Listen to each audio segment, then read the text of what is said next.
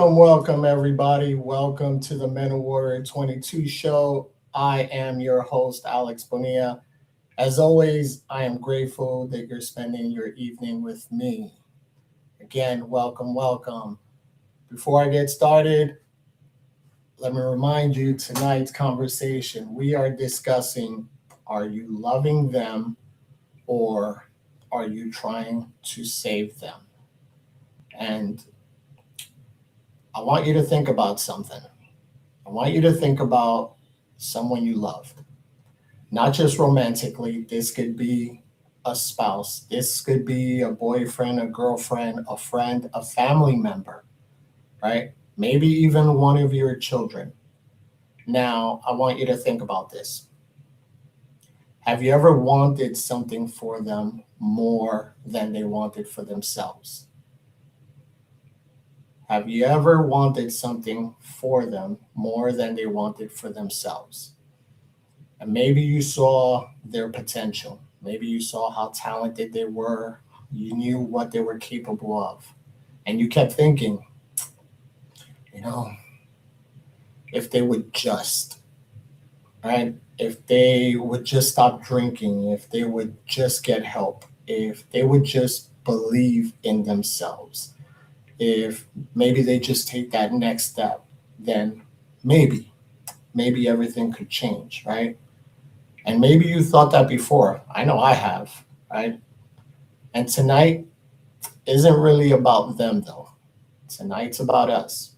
It's the role that sometimes we play. It's the role that we take on in relationships without even realizing it.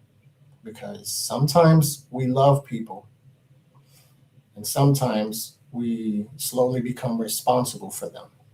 And there's a difference. So tonight, we're going to have this conversation. And if you're tuning in, then please let me know where you're tuning in from in the comment section. If you can share this at highlight so your peoples can see this and we can keep this community growing and going, right? Let's keep this moving because that's what we're here for, right? We're a community. We're here for each other. So if something resonates with you, tell me, please. I want you to say it in the comments, right? If you lived it, share it. And if you disagree with me, that's okay too, right? This community has always been about having honest conversations, but not pretending that we have all the answers. So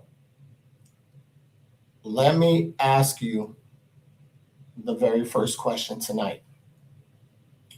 Have you ever found yourself carrying someone else's life while slowly putting your own on hold? And I want you to take a moment to think about that.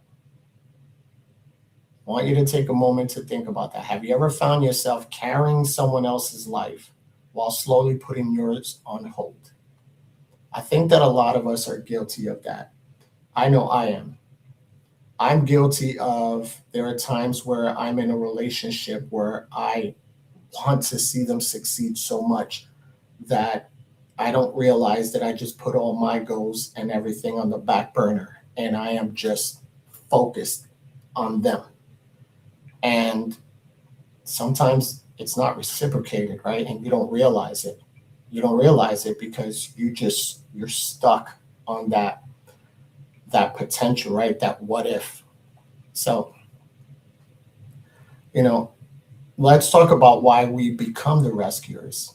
And I see the comments.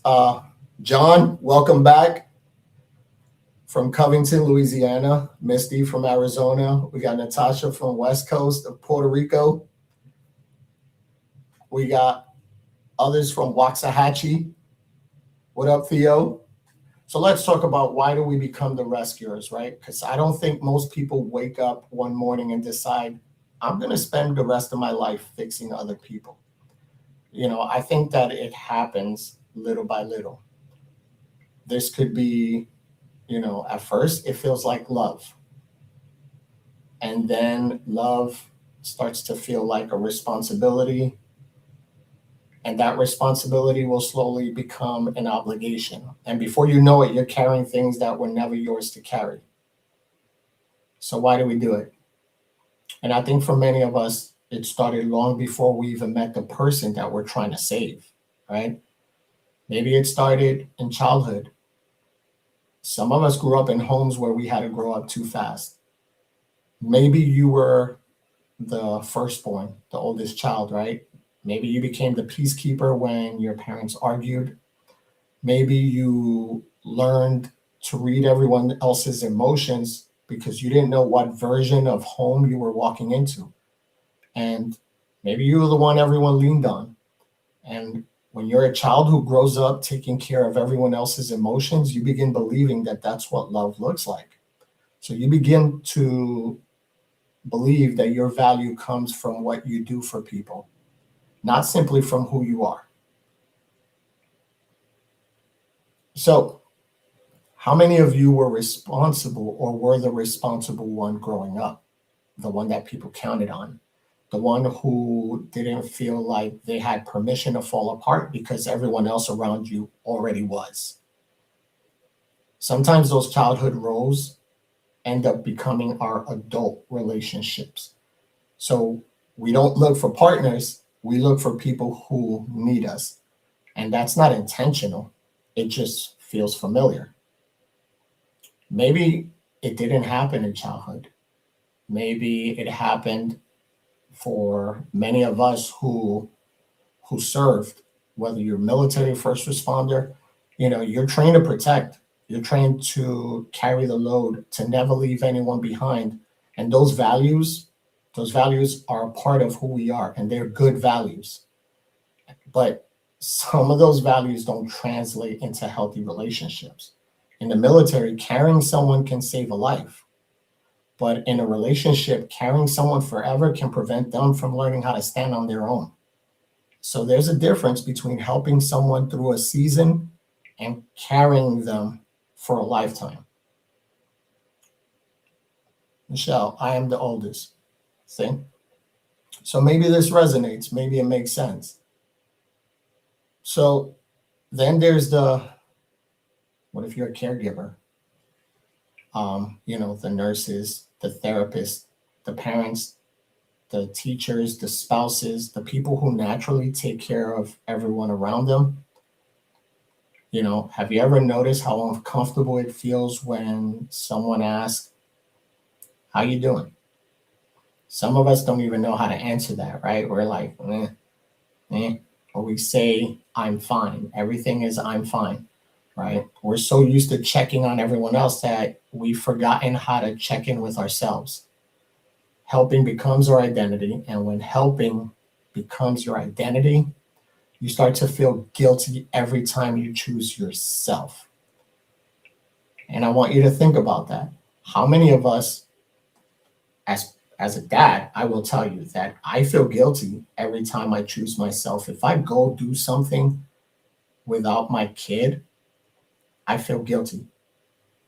I feel guilty because she wasn't there to experience it. I feel guilty for going someplace without her, forgetting that deserve I deserve it as well.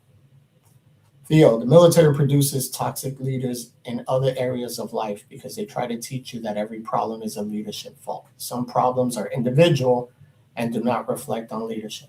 I agree. Era, or understanding of what commitment is includes helping through those changes no matter what. So let's talk about it. Let's talk about feeling valuable through helping, right? So I want you to think about this. What if part of the reason we keep rescuing people, trying to save people, is because it makes us feel valuable? And it's not because we're selfish. No. And not because you're controlling, but because somewhere along the way you learned that being needed meant being important. So I want you to think about that. If no one needed you tomorrow, would you still know your value? Or have you spent so much time of your life being the helper that you've forgotten who you are outside of that role? Matt, anytime I am away from home by myself, I feel like I'm being selfish. And I feel guilty, which then makes me want to not have a good time. Absolutely. I've been there. And we forget that it's okay. You have to fill your cup. You have to put your mask on, right?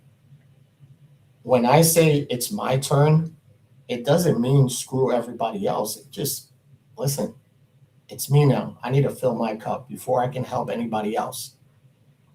You know, Natasha, maybe some of us were looking for a purpose. I agree, but I want you to understand that there's a difference. There's a difference between being loved and being needed. And if you're not careful, you're going to spend years chasing relationships where we're needed because it feels safer than just simply being loved.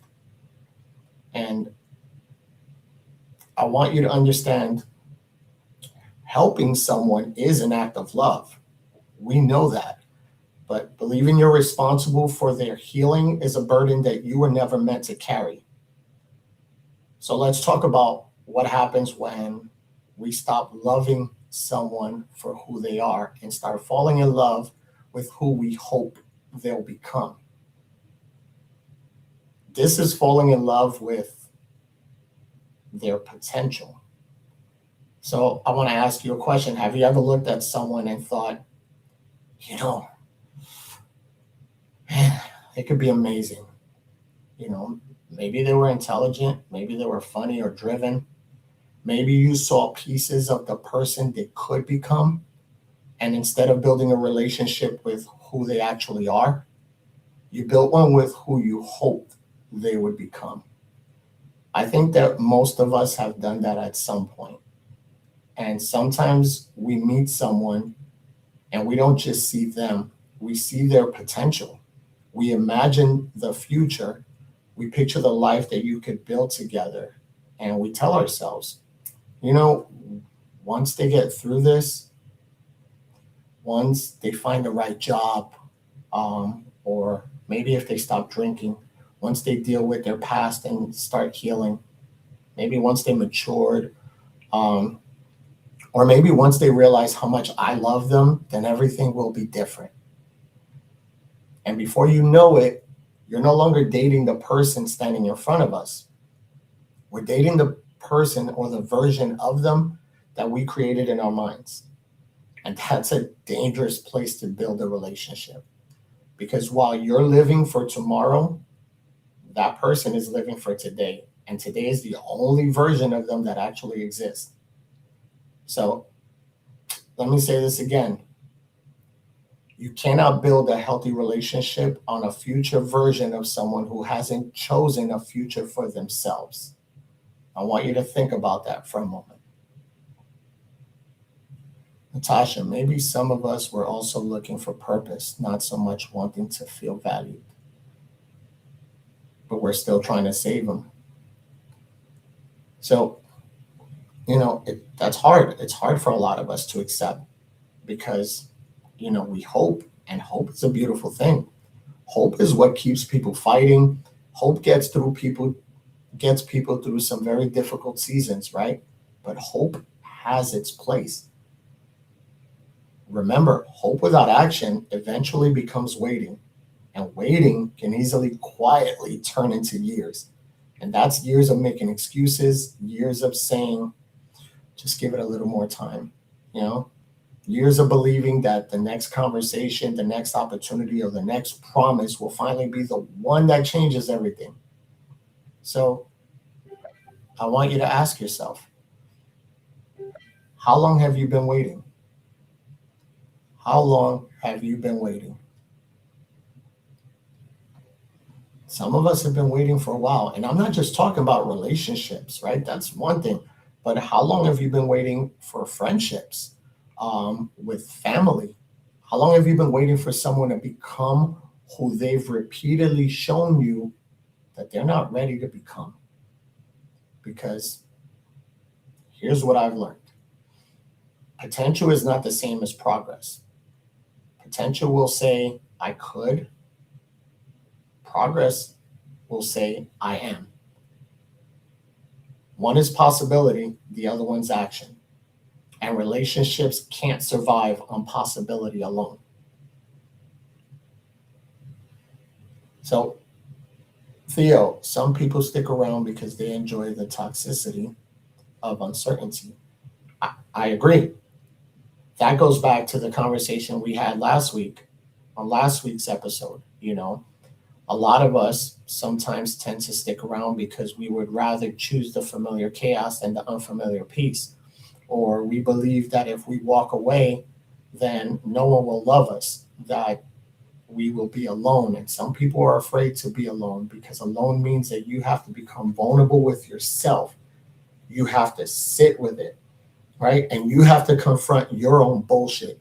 And not everybody's ready to confront their own bullshit. It's easy to confront someone else's, but you won't confront yours. And that's the problem.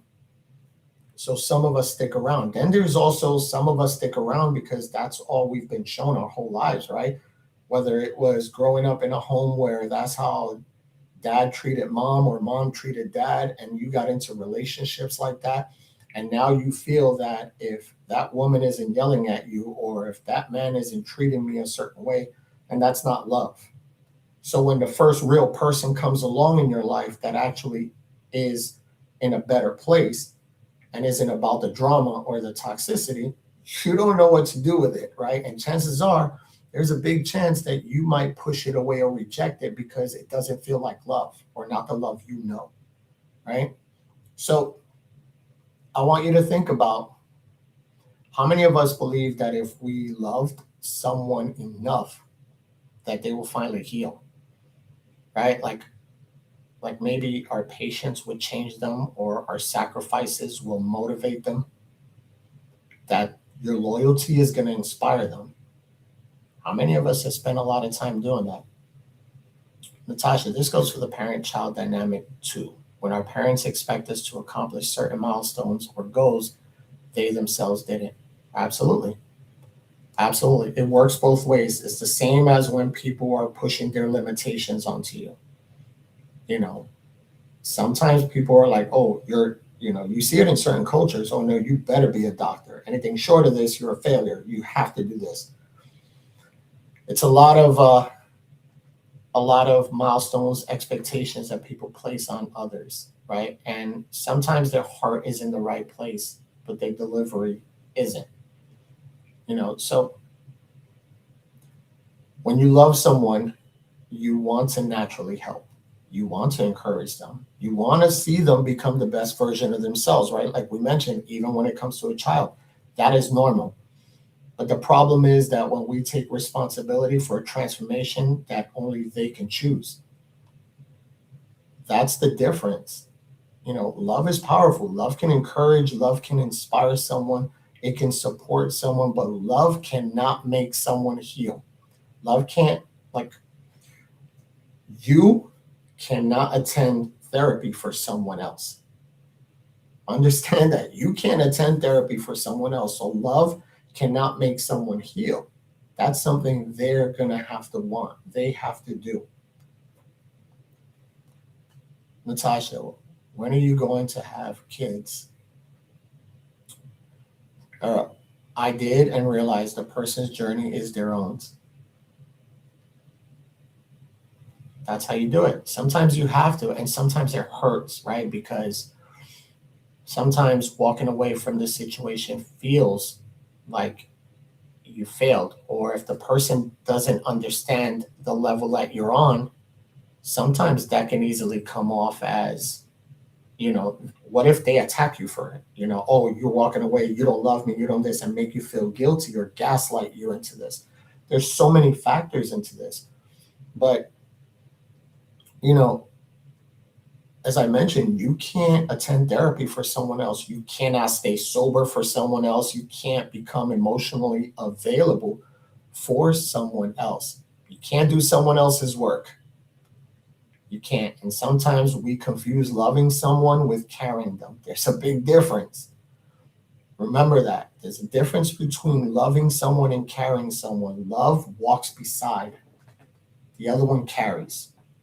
There's a difference. And eventually, carrying someone is going to become exhausting. And it doesn't mean that you stop loving them. It's just because, like, we're trying to do the work that never belonged to you. So, here's something that I want you guys to think about. Ask yourself these questions. Do I love who they are today? Or do I love who I believe they could become? If nothing about this person ever changed, would I still choose this relationship? I want you to take a moment with that. Let that sink in. Do I love who they are today, or do I love who I believe they could be? And if nothing ever changed with this person, would you still choose the relationship? Do you love who they are right now at this moment? We're not talking about potential, because it's one of the honest questions you'll have to ask yourself. Linda, sometimes people stay because of the false version that was created by them using the future faking strategy. Absolutely. Absolutely. I say that over and over again about how we place expectations on people that they're not aware of, and then we get disappointed about the expectations that we created and leaves us feeling some type of way. So, if these answers to these questions are no, then maybe you've been in a relationship with hope more than reality. And hope isn't a foundation, character is. Accountability is, consistency, effort, growth. These are things that build healthy relationships, not the promises or the potential, not the someday. So, one of the things I've learned in life is that people don't usually change because someone else wants them to. They change because they've reached a point where they want something different for themselves. If you know me, I often talk about that. I say everyone has to hit what could be their own personal rock bottom, and it doesn't have to be the most extreme thing. It's just that aha moment where they decide that they want something different for themselves, that the life that they're living hasn't been working, you know, and no amount of love can replace personal responsibility. No amount of sacrifice can replace accountability. No amount of waiting can create a change that someone isn't willing to pursue. So maybe the question is, or maybe the question isn't how do I get them to change? Maybe the better question should be, can I accept who they are today if nothing changes? Because that's the person you're actually in a relationship with, not the version you're hoping they'll become. So I want you to think about this. How much of yourself have you given away while waiting for someone else to become the person you already imagined they could be? How much of yourself have you given away while waiting for someone else to become the person you already imagined they could be? Because waiting has its cost, and that's the part that we're going to dive into. Shannon, being sick and tired of being sick and tired. Absolutely. So when do you choose better for yourself? And again, it doesn't mean you don't love the person. We're not saying, you know, F this person or the family or the friends or the kids. No. When do you decide that you are suffocating here and that mask, that oxygen mask is right there? You just need to put yours on. At what point? Because there is a cost to saving everyone. You know, we talk about why we become rescuers. We've talked about falling in love with someone's potential. But, if you're always the one checking on everyone else, who is checking on you? If you're always carrying someone else's burden, then who's carrying yours? One of the greatest things, like one of the biggest dangers of becoming the rescuer is that somewhere along the way, you stop noticing what it's costing you. At first, Helping feels good. It's meaningful. It feels like love, but over time, like helping can quietly become caring, and caring becomes heavy. And it's not because the other person is a burden, but because you were never meant to carry another adult's responsibility. Theo, I had an uncle drink himself to death because of how his daughter turned out. At the funeral, she was trying to leave so she could do more drugs. I learned then that no matter how good of a father you are, you can't force any of your children to go the right way. I agree. I agree. That is more of a control thing. And the moment you realize that you have no control except for yourself and your own actions, the easier life will become. Danielle, these are great questions to ask when the other person is trying to manipulate the situation so you will not leave.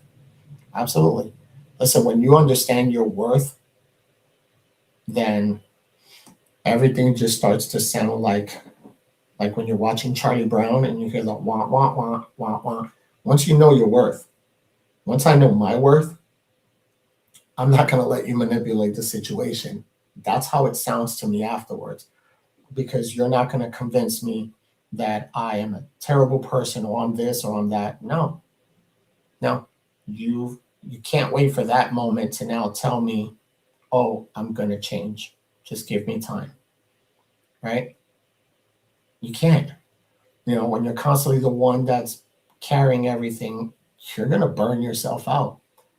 So, have you ever reached a point where you were simply just exhausted, and not physically, but like emotionally, right? You wake up thinking about their problems.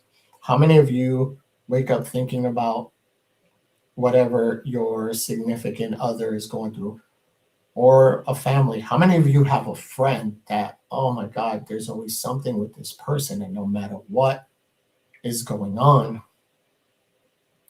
like it all of a sudden your life can be good,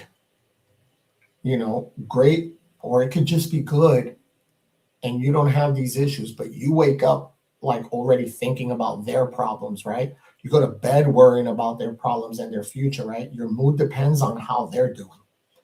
And if you're struggling, right? If they're having a bad day, their emotional state begins to control yours. But you have to suck it up, right? That's not a partnership. That's like an emotional burnout. You become so invested in saving them that you've forgotten to take care of you. So it's something to think about. How many people have postponed their own healing because you're too busy juggling someone else's healing? How many dreams have you delayed? Opportunities you've missed? How many years you spent waiting? Helping others is great. Listen, it's an amazing thing, but neglecting yourself isn't. And the burnout will lead to resentment. It may not be overnight, but it's going to be slow and quietly. And you'll start saying things like, you know, I've done everything for them. I don't know what else to do. I've sacrificed too much. I keep giving, nothing changes. So at first you're going to blame them, but then I want you to ask yourself this question. Did they ask you to carry all this, or did you volunteer? Sometimes the answer is difficult, but many rescuers don't wait to be asked, right? Most of us don't wait to be asked. We see a problem, we automatically step in. We solve, we fix, we carry, we absorb it, and we believe that it's our responsibility. So then we become frustrated because we're exhausted from carrying the weight that was never ours. And resentment often grows when the expectations go unspoken. We expect someone to appreciate our sacrifices, to notice our efforts, to eventually change because of everything we've done. And when that doesn't happen, the resentment begins replacing the compassion. Theo, those people are energy vampires. They need to have people feeling sorry for them so that they can remain relevant. They usually don't have anything else to offer to occupy people's attention other than I'm going through it. Please pray for me. I agree. I think that that's part of it. Sometimes people unfortunately don't know how to get past that. They need that little push, but they have to be willing to accept that help to get better, not to carry them.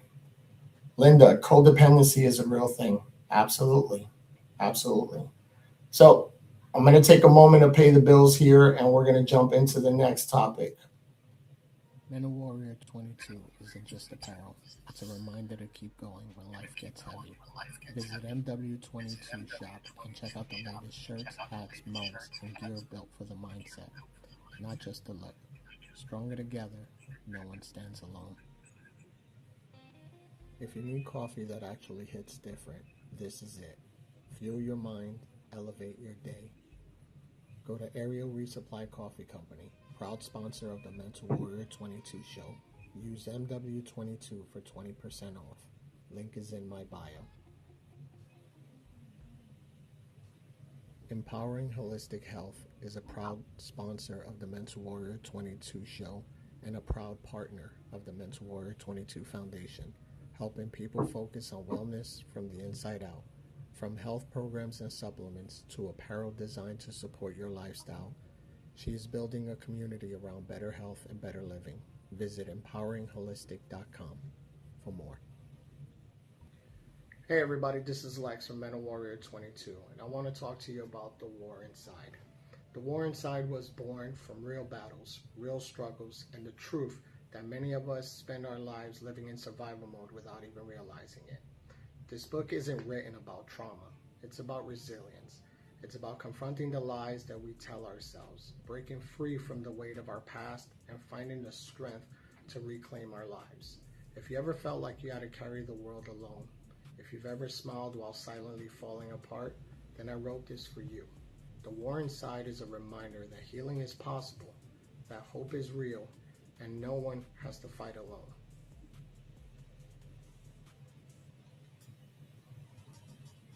Welcome back. Welcome. Apologies for the commercials if they were kind of low. I was testing your hearing. Maybe some of you had to lean a little forward and get a closer look, but we keep pushing through, right? So let's talk about emotional exhaustion. This isn't being tired after a long day. We're not talking about that. I mean the kind of exhaustion where you don't even recognize yourself anymore, where you stop laughing the way that you used to, where you lose interest in the things you loved. You're constantly anxious, you're worried, you're trying to prevent the next crisis, the next argument, the next apology, the next promise that things will be different. Living in that cycle is exhausting. And eventually you realize something, right? That you spend so much of your time managing someone else's life that you stop living your own. And I don't want you to lose yourself, right? Because I think this may be the greatest cost of all, losing yourself. And you don't lose yourself all at once. I call it the death of 1,000 cuts. This is little by little. You stop enjoying, you stop doing those things that you enjoyed. You maybe stop seeing some of your friends. You stop chasing your goals. You lose sight of them, right? You stop taking care of your own health, investing in you, and everything begins revolving around them. Their mood, their choices, their struggles, their healing. One day you wake up and you're going to realize that you've built your entire life around someone else's journey. And somewhere along the way, you disappeared. I want everyone tonight, to ask yourselves, when was the last time you did something just for you? Brag about it in the comments. Whether it is you took a walk, you read a book, you meditate, you go to yoga, you go to the gym, you take walks, you ride your bike, you went and got a massage. When was the last time you did something just for you? Not because someone needed you, not because someone asked you, just because it brought you peace. And if you can't remember, that might tell you something, you know. So let's understand this. Choosing yourself does not mean that you stop loving them. Setting boundaries doesn't mean that you're selfish, no matter what they tell you. And if they give you pushback for setting boundaries, then usually it's only because those boundaries made their manipulation uncomfortable, right? It no longer fits their agenda, and now they're pushing back. And that's a whole nother conversation you want to have, right? If that's the person you're with. Because if you're setting boundaries because you're trying to take care of you, your person should support that. Walking away from unhealthy patterns doesn't mean that you failed.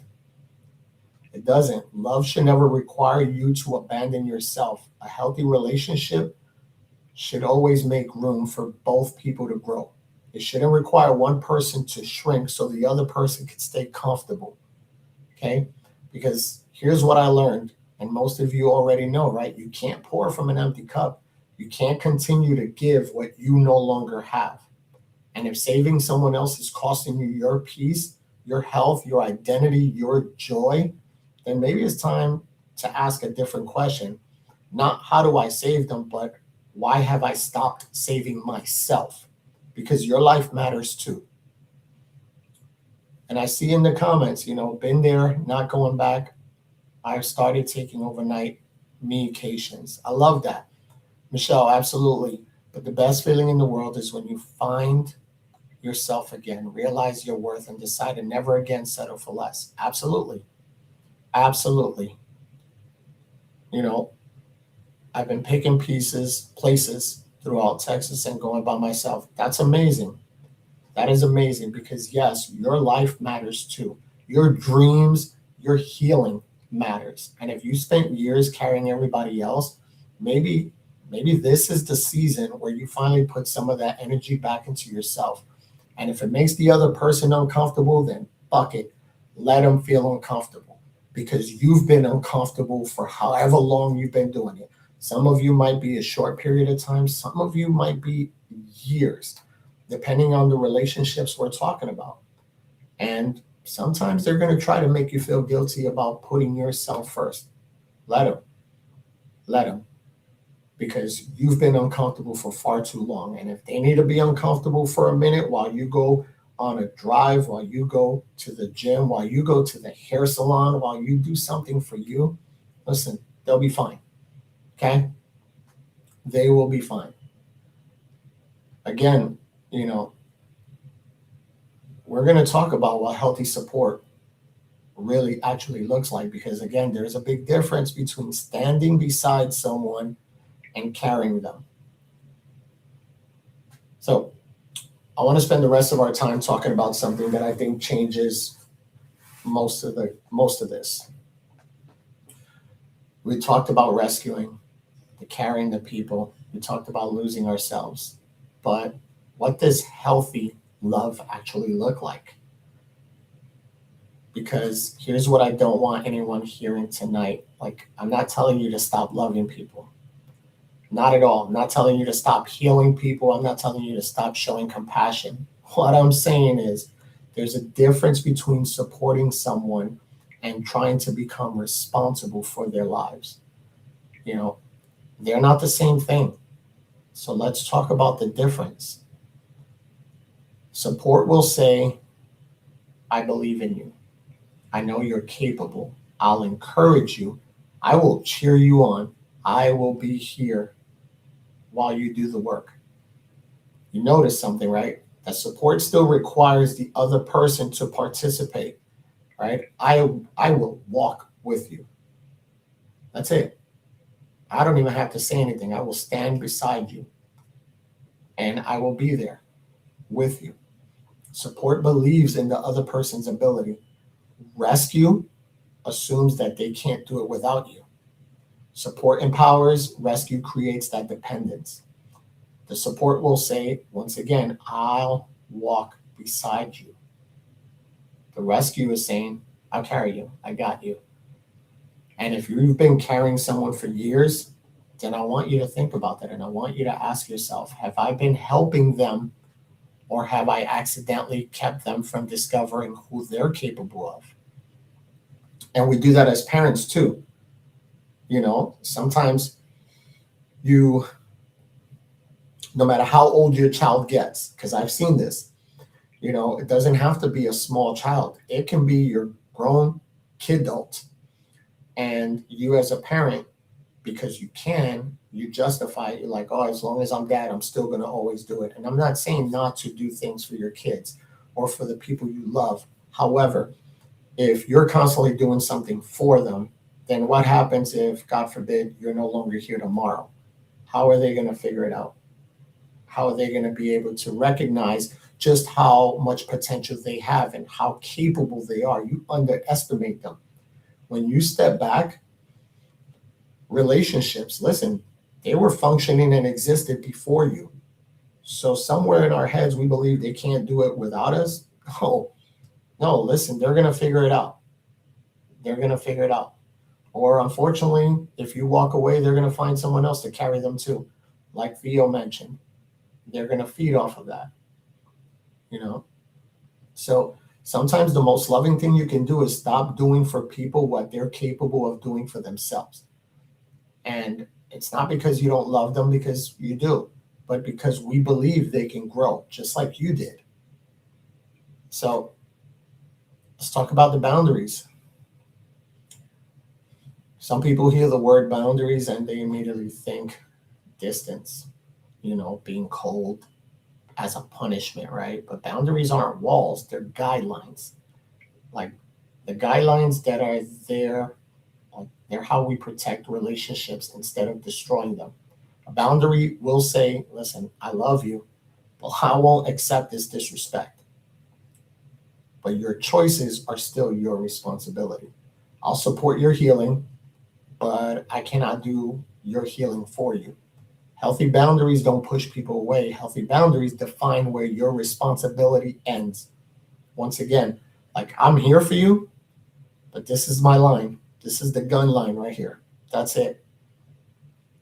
This is as far as my responsibility ends and where theirs begins. So think about this. If every problem in your relationship becomes your responsibility, is that really a relationship, or have you become the manager of someone else's life? Marie, find someone else. Goodbye. I believe my plants can grow. Absolutely. So here's something I want you guys to remember. Accountability is not the opposite of love. It is a part of love. If I love you, I'm going to tell you the truth. If I love you, I'm going to encourage you to grow. I'm not going to make excuses for behavior that continues to hurt you. Real love doesn't ignore reality. Real love invites responsibility. Sometimes people think that holding someone accountable means you become judgmental, but I don't see it that way. I think accountability says, I believe you're capable of more. And to me, that's respect. Enabling says, I don't think you can handle this. There's a difference. And healthy relationships are partnerships. It's not a performance. Not one person doing all the work while the other one watches, right? Both people should communicate. Both people should apologize. We grow together, right? Both people listen. We both make mistakes, but we both take ownership. If one person is always changing, always sacrificing, always carrying, then eventually that relationship is going to become unbalanced. And if you notice, and again, we're talking about relationships, and I don't mean relationships simply as in a romantic level, no, because how many of you have had friends where you just kind of grew distant, and it wasn't because you don't love them anymore, you don't have love for them, you don't care about them anymore, no, but because they chose to remain stagnant and you've outgrown that. You've leveled to a certain place, whether that is you stop hanging out and partying and drinking. So you became what they call the boring person because you chose better for yourself. And now you're just growing apart. It becomes unbalanced. And that unbalance doesn't mean that they're bad people. No, you just outgrew each other. They chose to remain where they are. You chose to continue to grow. and you have to continue to grow, and you can't allow yourself to fall back to stay on their level, you know. And when it becomes imbalanced, those relationships, they aren't about keeping score. It's a shared effort. So when was the last time you poured into, when was the last time they poured into me the way I've been pouring into them? When was the last time I felt emotionally safe? When was the last time I felt seen? Those questions matter. Understand, you can love someone deeply and still recognize that their healing belongs to them. You can pray for them, you can encourage them, you can celebrate their victories, you can support them, right? You can stand beside them through all the difficult seasons, but you cannot want healing more than they. You can't force them to grow. You can't carry someone into becoming the person they've never decided to be. That's okay, because loving someone doesn't mean controlling their journey. It means respecting that that is their choice and their journey. That is theirs. So I want to leave you with a few questions, and I want you to answer them honestly for yourself. You can put it here if you want. In your current relationship, whether it is with a love interest, friends, family, your kids, am I carrying responsibilities that do not belong to me? Am I carrying responsibilities that do not belong to me? Danielle, when we have a baby, we encourage them to walk. If we carry them all the time, they cannot learn. It take a lot longer to do it. When we step back, they can walk to us. I like that. I agree. I agree. I used to carry my daughter everywhere, everywhere. And one day I set her down, and my wife at the time, her mom, her her mom's friend came over with her daughter, who was about a year or two older than my daughter. And my daughter saw her walking around, and I just sat her down, and my daughter got up and basically ran and continued to walk and run around with this girl. And it was shocking to me. I didn't realize just how much I was holding her back from growing, and I am guilty of doing that today. There's a lot of times that my daughter will look at me and she's like, Dad, I got this. I can do it. I can figure it out. I got it. Let me figure it out. And I'm like, no, I know you got it, but I know how to do it. Let me do it. And I don't realize sometimes that I am holding her back. I'm doing it out of love because I love my daughter and I mean well, but I sometimes don't understand that. And I have to check myself in those moments and recognize that. So I also want you to ask yourself, have I confused sacrifice with love? Have I confused sacrifice with love? Am I exhausted because I'm supporting someone or because I'm trying to save them? And if I stop fixing every problem tomorrow, would this relationship still exist? Would we still have that connection? If the people that you are trying to fix, let's say it's a friend. If you have a friend that you are constantly giving them advice. Listen, I have a sibling that was like that, and I stopped. And as much as I hate to say it, and I love my siblings to death, but we haven't talked in almost a year because I decided that's enough. It was the constant, constant issues, constant negativity, constant problems, and I wanted to help, But every time I wanted to help, I would always get pushed back with, yeah, but you don't understand. Yeah, but this. Yeah, but then there's another problem, another problem. Like having that conversation with that person felt like taking medication. You take one, there's side effects, so you need to take another one because now you have that problem. So now you need another pill for that one, and now you need another pill for that one. Before you know it, like you're all doped up and you've lost you. So ask yourself, if you stop fixing every problem tomorrow, would this relationship still exist? Or is your value tied to what you would do for them? And I want you to think about those questions. You know, they're not easy. I want you to think about that because the awareness is going to create the change. And again, change creates growth. So I want you to understand and I want you to leave you with this. Love someone for who they are. Love someone for who they are. Encourage who they're becoming.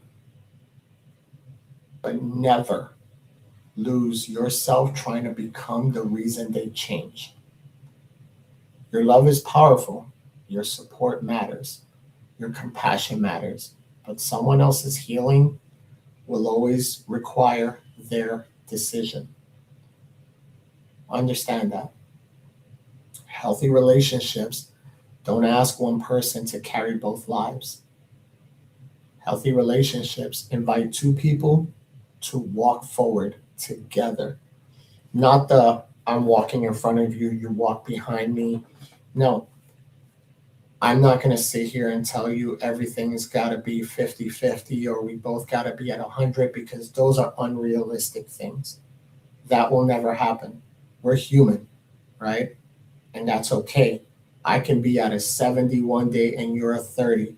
Or one day maybe I'm at a 20 and you're at an 80. We complete that 100. We're there for each other. It's a balance. It's a healthy balance. But when one person is constantly here and you're the motivator and you're constantly being the motivator, but no one's motivating you. And the moment you dare mention something's wrong with you, you get that manipulation or you get made to feel like, oh, there you go, making it about you. That's not healthy. That's not healthy. That's them wanting you to shift back and, hey, help me, help me. And again, what's that old saying? You can lead a horse to water, but you can't make it drink. That applies to everything.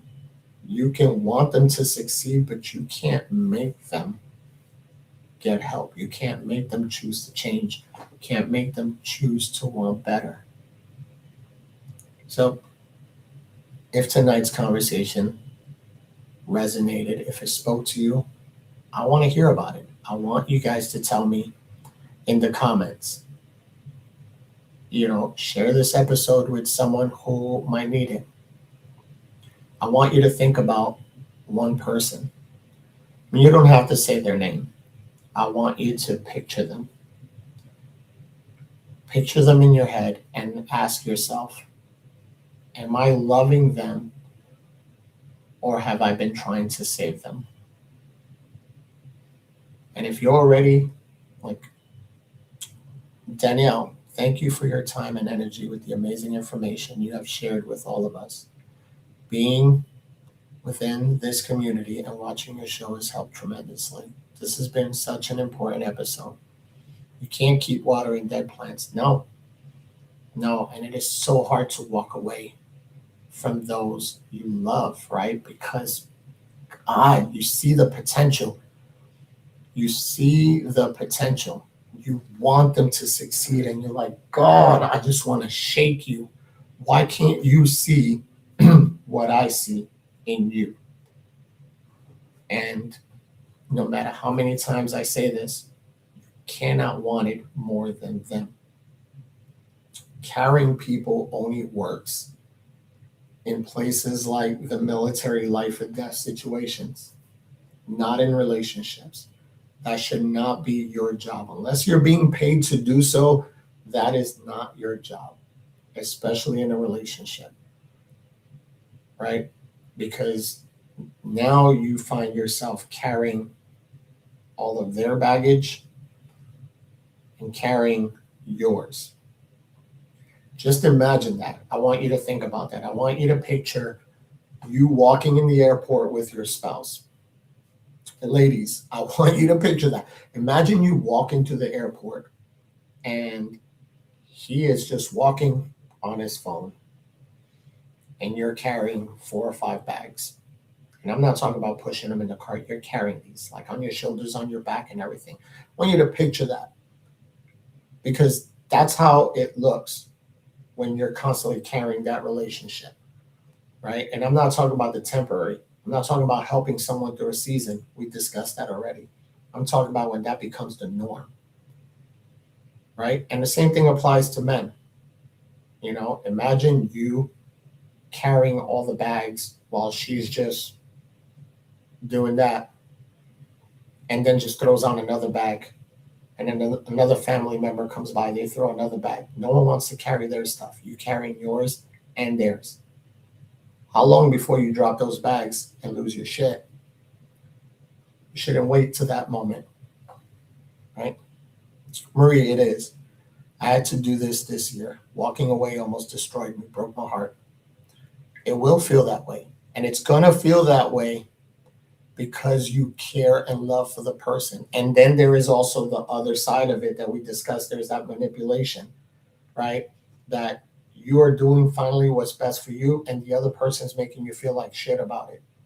Understand that has zero to do with you and everything to do with exactly the reason why you're walking away. And understand that that's the reason why you're walking away, because they still don't hold themselves accountable and recognize their bullshit. It's easier to project it onto you. And maybe that's what you need to do. And I'm not telling you to walk away from the relationships. I am talking about setting healthy boundaries, right? And putting your mask on. So I wanted to mention, if you're ready to take a deeper look at your own relationships, your boundaries, your healing, any battles that you've been carrying, I would love to walk alongside you. If you check out mw22.org, I do have the War Inside 101. And it's not about fixing you. It's about creating a space where you can feel, where you can understand yourself, where you can reclaim your peace and move forward with a purpose. Because the greatest relationship you're ever going to build is the one that you have with yourself. Leanne, hey, glad you're here. Thank you for being here.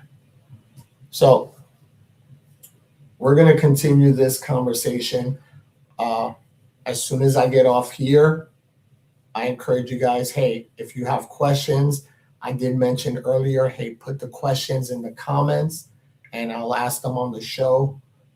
Shortly after this, I'm going to be going live on TikTok, and it is at Mental Warrior 22. I'll be on TikTok going live for a little bit, so let's do a little Q&A, answer a few questions. Let's continue to keep this going. If there were questions you may have had you didn't ask or you couldn't remember, let's take this offline on TikTok. So Linda, great subject matter and great show, Lex. Thank you for all you do here. Thank you, Linda. Thank you to everyone. I am Alex Bonilla. This is the Men of Warrior 22 show. Remember, everyone sees the warrior, but very few understand the war inside. So, on behalf of myself, have a great night. Hope to see you next Wednesday. And for everyone that's going to be crossing over, again, I'm going to be on TikTok at Men of Warrior 22. So, you guys have a blessed night. Hope to see you there.